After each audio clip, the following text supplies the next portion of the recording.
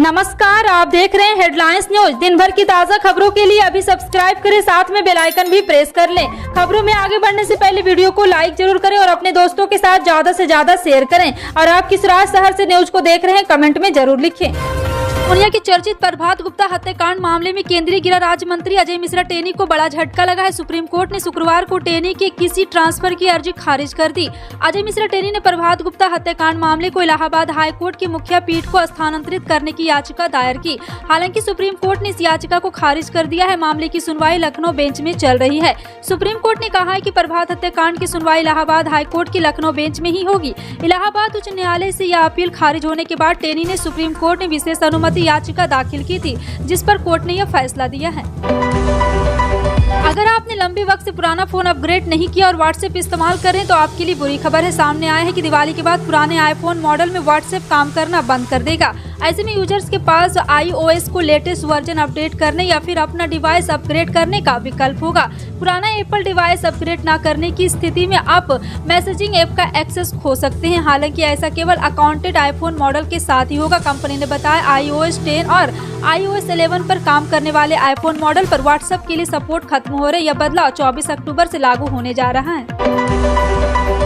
महाराष्ट्र के पूर्व गृह मंत्री अनिल देशमुख को इस बार की दिवाली जेल में ही मनानी पड़ेगी। 100 करोड़ रुपए के जर्बन वसूली के मामले में मुंबई की एक विशेष अदालत ने उनकी जमानत याचिका को खारिज कर दिया है। देशभक्त और देशमुख के कथित भ्रष्टाचार और पद के दुरुपयोग के मामले में न्यायिक और हिरासत में है और इस मामले की केंद्रीय जांच एजेंसी CBI भी कर रही है। देशमुख ने प्रवर्तन निदेशालय की ओर से दर्ज मनी लॉन्ड्रिंग के एक मामले में बॉम्बे हाई कोर्ट से 4 अक्टूबर को जमानत मिलने के बाद इस मामले में भी जमानत के लिए अदालत का रुख किया था। राष्ट्रवादी कांग्रेस पार्टी ने नेता के 2 नवंबर 2021 को गिरफ्तार किया गया था।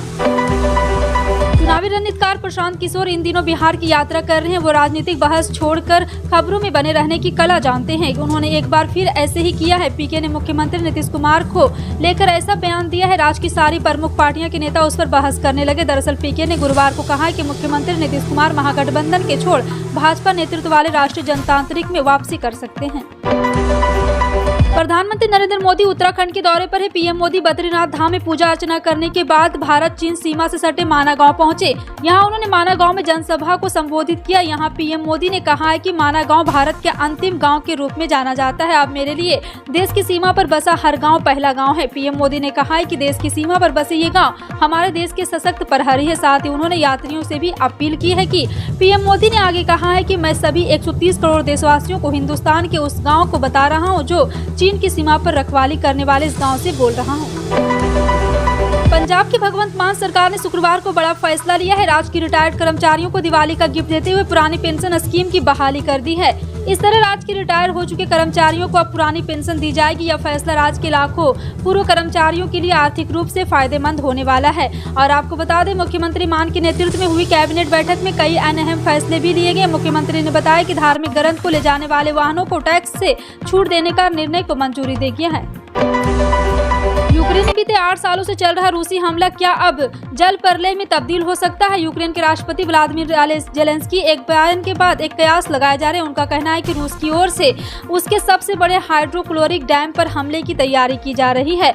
जेलेंस्की का दावा है कि फॉल्स फ्लैग ऑपरेशन के तहत रूस यह अटैक कर सकता है। यदि हम डैम टूट जाता है तो यहाँ की यूक्रेन 80 कस्बे, गाँव और शहर डूब सकते हैं। सबसे बड़ा खतरा खेरसन शहर का होगा, जो राजनीतिक रूप से बेहद महत्वपूर्ण है।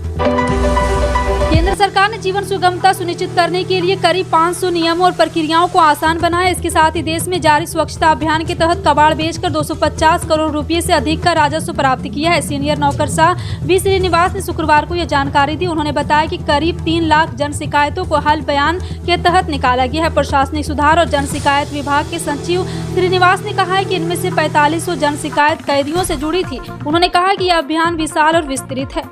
भारत ने शुक्रवार को देश में ही विकसित नई पीढ़ी की मध्यम दूरी की बैलिस्टिक मिसाइल अग्नि प्राइम का ओडिशा के तट से सफल परीक्षण किया। रक्षा अनुसंधान एवं विकास संगठन ने सूत्रों ने यह जानकारी दी है। उन्होंने बताया कि missile APJ Abdul Kalam island स्थित संचल लॉन्चर से सुबह 9:45 पर दागी गई। सूत्रों ने बताया कि ठोस ईंधन युक्त मिसाइल ने तय सभी मानकों का परीक्षण के दौरान यहां पे देखा गया। अधिकारी ने बताया कि मिसाइल के पूरे रास्ते की निगरानी रडार से की गई और दूरमापी उपकरण विभिन्न स्थानों पर लगाए गए। उन्होंने बताया कि यह मिसाइल 1000 से 2000 किलोमीटर तक के लक्ष्य को भेज सकती है।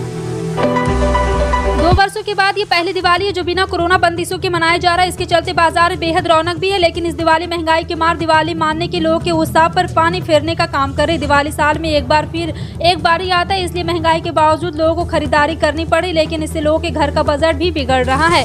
बीते 1 साल में कई बार दूध पनीर के दाम बढ़ चुके हैं। फैक्ट फूड पर जीएसटी भी जुलाई 2022 में बढ़ी है। महंगे डीजल सीएनजी के चलते माल ढुलाई महंगी हुई तो कंपनियों ने इसका भार सीधे कस्टमर की जेब पर डालने में कोई कोताही नहीं बरती है। T20 वर्ल्ड कप के 11वें मुकाबले में आयरलैंड ने वेस्ट इंडीज को 9 विकेट से हराकर बड़ा उलटफेर कर दिया है। इस बड़ी जीत के साथ ही आयरलैंड की टीम T20 वर्ल्ड कप की सुपर 12 में पहुंच गई है। वहीं वेस्ट इंडीज टीम को बड़ी निराशा हाथ लगी और वह इस वर्ल्ड कप से बाहर हो गई है। टॉस जीतकर पहले बल्लेबाजी करते हुए वेस्ट इंडीज की टीम ने 20 ओवर में 146 रन बनाए थे। वेस्ट इंडीज की ओर से ब्रैडन किंग ने 48 गेंदों पर 1 छक्के और 6 चौके की मदद की 42 और 65 रनों की पारी खेली थी।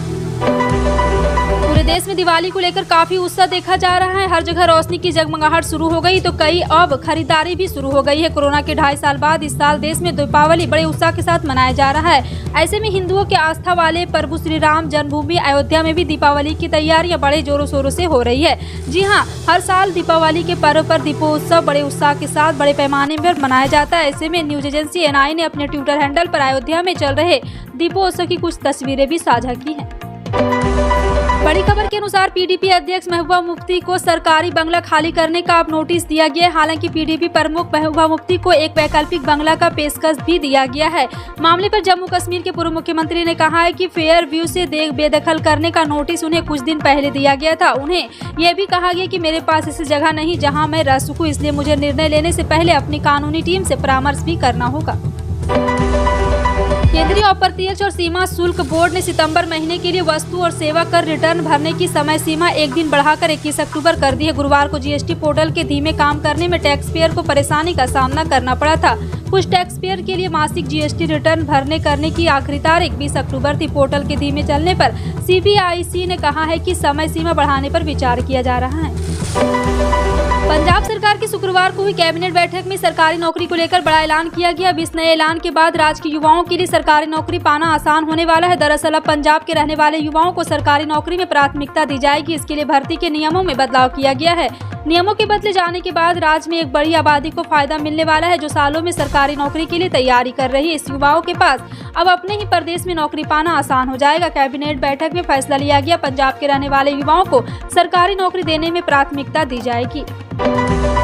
नई शिक्षा नीति का सबसे अच्छा अनुसरण मध्य प्रदेश सरकार ने किया है। मध्य प्रदेश पहला ऐसा राज्य बन गया है जहां मेडिकल की पढ़ाई हिंदी में होगी। पिछले दिनों केंद्रीय गृह मंत्री अमित शाह ने भोपाल में MBBS प्रथम वर्ष की 3 पुस्तकों का विमोचन भी किया है। इस प्रकार अब मध्य प्रदेश के सभी सरकारी मेडिकल कॉलेजों में प्रथम वर्ष के छात्रों को 3 MBBS विषय एटोनॉमी, फिजियोलॉजी और बायोकेमिस्ट्री हिंदी में ही पढ़ाया जाएगा। अच्छी बात यह है कि मेडिकल की पढ़ाई हिंदी में होने से गरीब बच्चों की जिंदगी में एक नया प्रकाश आएगा। पटना नगर निगम द्वारा छठ को लेकर के छठ के घाटों के निर्माण का कार्य युद्ध स्तर पर चल रहा है। पदाधिकारी द्वारा प्रतिदिन गंगा घाट का निरीक्षण कर घाटों के समतल करने, संपर्क पथ निर्माण एवं सफाई व्यवस्था को पूर्ण किया जा रहा है। इसके साथ ही घाटों के सौंदर्यीकरण का कार्य भी तेजी से किया जा रहा है। नगर निगम द्वारा निगर के स्थल और जल स्तर को देखते हुए लगातार तैयारियां की जा रही। जिन घाटों पर जल कम हुआ है वहां सफाई, समतलीकरण एवं समर्प पथ तैयार किया जा रहा है। पाटलिपुत्र अंचल के कुछ घाट मशीनों में पानी निकालकर संपर्क पथ को तैयार किया जा रहा है। मुख्यमंत्री हेमंत सोरेन ने कहा कि खूंटी वीर भूमि है, यहाँ हक अधिकार को लेकर आंदोलन हुए थे। पूर्व की सरकार में पत्थलगड़ी के खिलाफ दर्ज मामलों को आपकी सरकार ने वापस लिया है। राज्य सरकार ने राजकर्मियों को लेकर भी निर्णय लिया है। उन्होंने वर्षों पुरानी मांग को पूरा किया है। पुलिसकर्मी के लिए भी निर्णय लिया गया है। सरकार जल्द सहायक पुलिसकर्मियों के लिए भी सम्मानजनक रास्ता निकालने का प्रयास कर रही। मुख्यमंत्री ने कहा है कि सावित्रीबाई फुले किशोरी समृद्धि योजना से सभी बच्चियों को जोड़ना है। इसके लिए आयोजित हो रहे शिविर सहायक बन रहे हैं। सरकारी स्कूलों को निजी विद्यालय तर्ज पर विकसित किया जा रहा है, जहां CBSE की तर्ज पर शिक्षा दी जाएगी। 15 नवंबर को झारखंड 22 साल का हो जाएगा। इस 22 साल में यह राज्य विकास पथ की ओर अग्रसर है। इसी कड़ी में राज्यवासियों की देवघर एयरपोर्ट को तोहफा भी मिला है। दिल्ली और कोलकाता के बाद रांची के लिए भी जल्द विमान सेवा शुरू होगी। इसको लेकर देवघर के सारठ विधायक रणधीर सिंह ने नागरिक उड्डयन मंत्री ज्योतिरादित्य सिंधिया से दिल्ली में मुलाकात की। सारठ विधायक ने नागरिक उड्डयन मंत्री श्री सिंधिया से मिलकर देवघर एयरपोर्ट से रांची के लिए फ्लाइट सेवा चालू करने की मांग रखी। देश के किसानों को आर्थिक सुरक्षा देने वाली योजना प्रधानमंत्री किसान सम्मान निधि योजना के तहत पिछले सोमवार 17 अक्टूबर को 12वीं किस्त के पैसे रिलीज कर दिए गए थे। पीएम मोदी ने भारतीय कृषि अनुसंधान संस्थान के पूसा मेला ग्राउंड में 2 दिवसीय पीएम किसान सम्मान निधि सम्मेलन 2022 में प्रधानमंत्री किसान सम्मान निधि योजना के अंतर्गत 16,000 करोड़ रुपए की 12वीं किस्त जारी की। लेकिन अगर आपके अकाउंट में अभी तक ये पैसे नहीं आए तो परेशान मत हो, आपको बस कुछ चीजें करनी होगी, उसके बाद आप निश्चित रूप से आपके पैसे आपके अकाउंट में आ जाएंगे। आपका इन सभी खबरों पर क्या कहना है कमेंट सेक्शन में टाइप करके जरूर बताएं। इसी तरह की पल पल की अपडेट जानने के लिए जुड़े रहें आप अपने हेडलाइंस न्यूज के साथ। मिलते हैं अगली बड़ी खबर में, तब तक के लिए जय हिंद।